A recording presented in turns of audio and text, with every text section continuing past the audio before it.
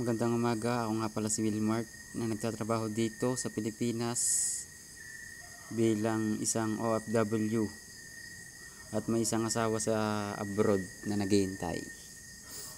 Ganyan nga pala yung trabaho ko dito sa Pilipinas bilang isang construction worker. Medyo mahirap pero kaya. Mahirap pala sadya dahil mag-isa ka lang naman yung gumagawa, wala ka namang kasama, wala ka namang ibang katulong kundi sarili mo lang. Ganun nga. Pawis na nga ako dyan sa hirap ng gawain, sa isipin pa. 2 linggo na ako dyan, wala pa ako nagagawa.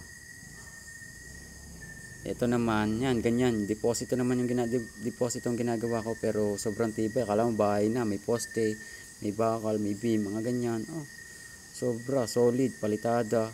Ang palitada niyan, pakatas pa. Sobrang tibay niyan mga bossing.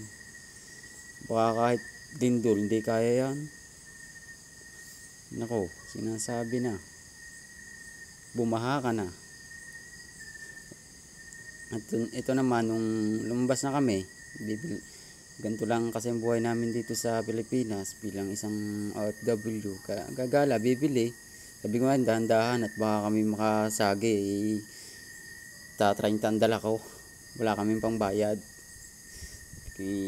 Sabi naman niya, ayos lang, kaya naman. Ito, bibili na kami dyan. Wala, pang ulam-ulam, ganyan.